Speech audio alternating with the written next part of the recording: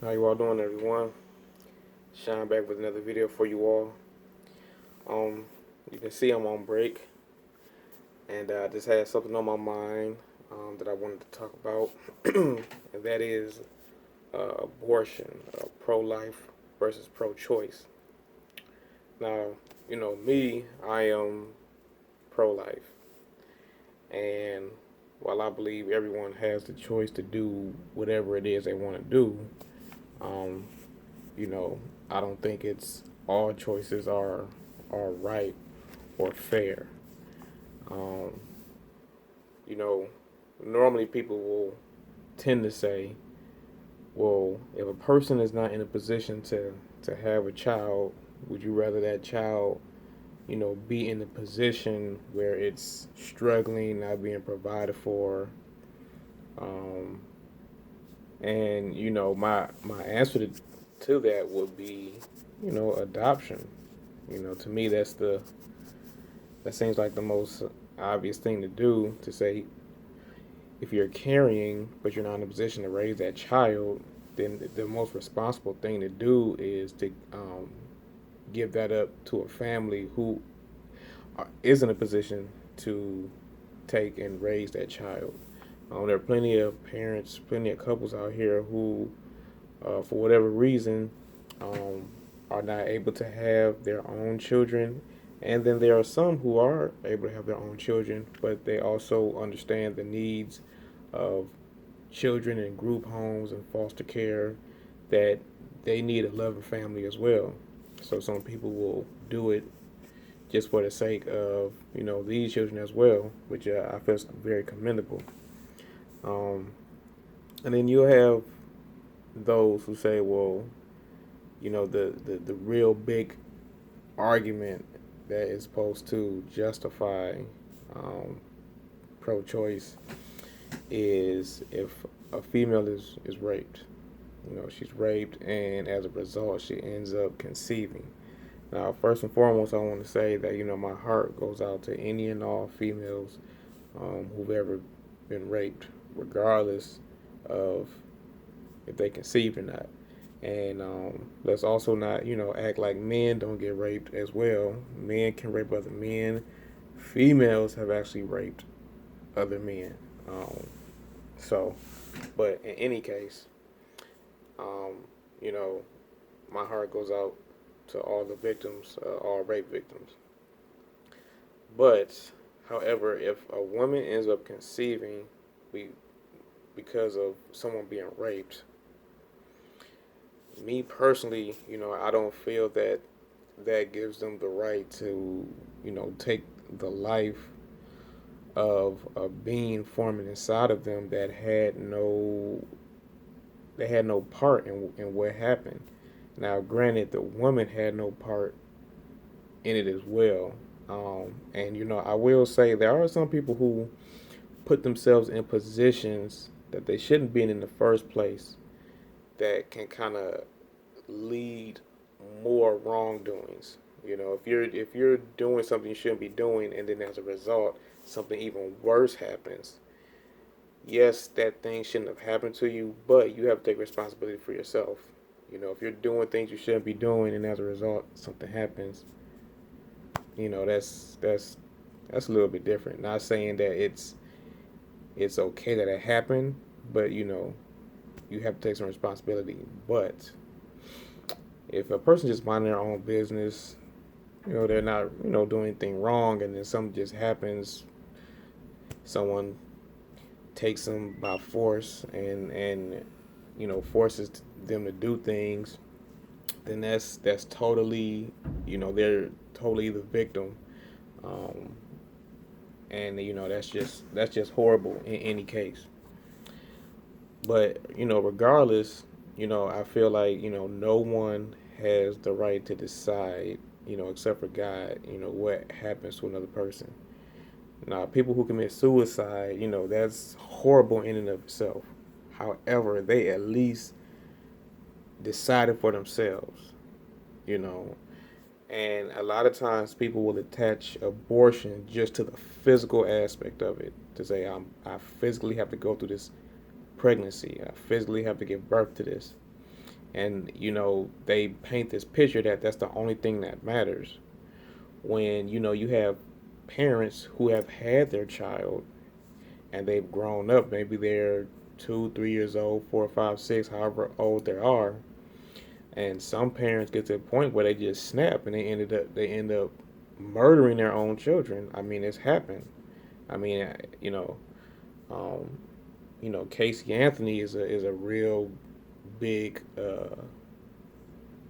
you know story about something like that happening. And I know the jury is, I guess, you know, they didn't necessarily find her, if I'm correct, didn't find her guilty, but a lot of people feel like she is guilty. Um, but still, nonetheless, there are plenty of cases where mothers have drowned their children. You know, you got the famous wrestler Chris Benoit, who killed his whole family and himself. So it's just not about the physical attachment, but it's just about deciding for another life. Period. That's the point, regardless if it's inside of you or not. And you know, I think we all have to be fair about it, and we all have to give that child a chance to live, because it's not fair that you can live, but you make the decision for that child can't live. You don't know who you could be murdering, the next great contributor to this world, the next great inventor, thinker. You don't know who you could be killing. Um, so I just think it's fair that everyone gets a chance at life. And biblically speaking, nowhere in the Bible does God ever recommend or commend a woman aborting an unborn baby. The Bible simply says, "Thou shalt not kill." Now, still and yet, there have been different instances where the Lord has told Israel to go out and kill. If you read through the Old Testament, there are different times where Israel was to take over a land, and sometimes the Lord would say only kill the men, and sometimes the Lord would say wipe out everything. That included the women and the children as well as livestock. But nonetheless, you know, you you do what the Lord says, essentially. So, you know, if God says thou shalt not kill, then that's just what it is. Thou shalt not kill. So, and there's never really any stipulations, like I said, unless the Lord, in some instances to Israel, He's given stipulation in battling. Um, just in today's time, we have war, and the Bible says there is a time to kill and a time to heal. A time to destroy and a time to build up. So, everything does have its place in this world, and we have to be honest about that. But nowhere in the Bible does it ever say to uh, destroy an unborn baby. It doesn't. And even more so, if you think about it, Israel at one point they were doing child sacrifices, to idols. Now, you may be saying, well, someone who's aborting a child isn't, sacrificing to a idol, but nonetheless, it's still the same thing, because those people made the decision to take the life of those children. Whatever the reason is, doesn't matter. They made the decision to take the life of those children, the same way someone who wants to get an abortion makes a decision for that child to take their life. And that child is helpless. They don't have a say so. It's just, well, I don't want you here, so I'm going to destroy you. And I'm pretty sure that if someone broke into someone else's house, rendered them helpless, and said, you know what, I don't want you here in this world, so I'm going to make the decision for you to destroy you, I'm pretty sure they would be pro-life then. They would not decide, I don't want you to make that choice for me. How you going to make that choice for me? Same thing goes with that child. And even worse, that child don't even know what's going on. It's a fetus, it's an embryo at that point. And to me, once conception happens, to me that's a at least once you can at least see a heartbeat, to say you can actually see it's alive. You know, to me at that point, that thing's actually living. It's And maybe it happens the moment the sperm breaks the egg.